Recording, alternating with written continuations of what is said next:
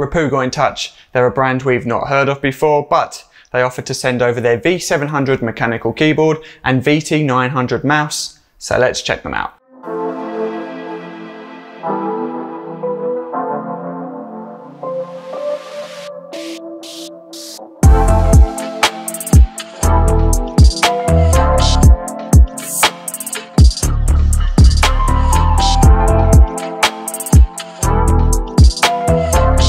Hello, Nick here from TechNuovo and welcome back to the channel. Before we get into this review, please show some support for the channel, subscribe and give this video a like if you have enjoyed it at the end. Let's kick things off with the keyboard. It's the V700RGB alloy mechanical keyboard and retails at about $90 at the time of recording this. Spec-wise, it's a mechanical keyboard and comes with different switch options. We've got black, blue, brown, red, IR and dwarf. You can see the difference on screen now, and the model we got were the blue switches. They're not cherry switches, but the characteristics are similar and the corresponding color schemes are the same. Therefore, keycaps designed for cherry MX stems are also compatible with this keyboard. We've got 108 programmable keys in total, fully adjustable RGB below each key with onboard memory and software for customization. Out of the box, the keyboard looks and feels like it should demand a higher price tag. Premium feel and build quality, sturdy design with zero flex. The board comes with a thick 1.8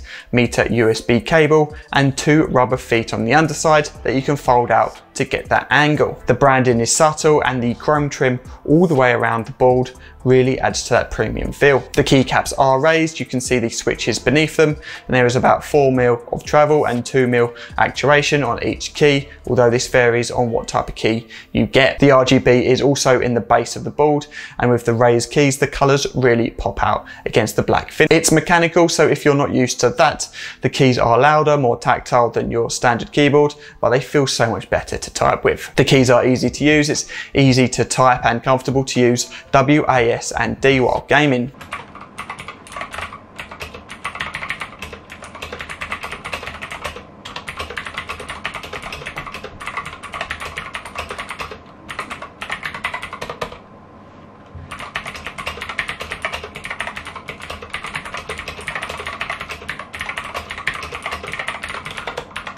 So far, so good. Every command has been hit, it's not skipped a beat, and the only thing I had to do was swap the keyboard language from UK to US on my PC, so the keys that I pushed lined up with what cap was showed on the keyboard. There is no wrist support provided in the box, so if you like that, then you'd have to get your own. However, I've never used them and felt no need for getting one for this. The keyboard comes complete with RGB under every key, and it is completely customizable via a small piece of software. It allows you to have 3 custom profiles, and you can adjust the brightness and speed of the effect. There is a drop-down menu showing 17 different color options or effects, and within each of them, different tweaks can be made. I've seen other keyboards with very specific and precise RGB customization, which this isn't, but there was more than enough choice for me. I think the only thing letting this keyboard down slightly is the font on the keys. The R, the B, Q, the font is a little odd. It shows an incomplete letter, and I'm personally not all that keen on it. As for the mouse, the VT900, I wasn't as impressed, unfortunately. It's made from plastic like many others, but it felt a bit plasticky too. Thin, flimsy, and it didn't offer that premium experience I had with the keyboard. The shape and size of the mouse was good. It sat well within my hand and glided across my mouse mat very well. There are 10 buttons in total, all programmable with onboard memory as well. There is of course some RGB. It wouldn't be a gaming mouse without it, but it's limited to the wheel and the logo only. There is also a small display to the left hand side. It's kind of cool, you could live without it, but I like the idea and it's a nice touch. As you scroll through the DPI options, the display shows that and lets you know what DPI you've selected. You can also switch between normal and game presets, and they each show a little icon and DPI on the screen too. Tracking seems good, the mouse plays pretty well, it's just not the best feeling mouse I've tried. The scroll wheel as well,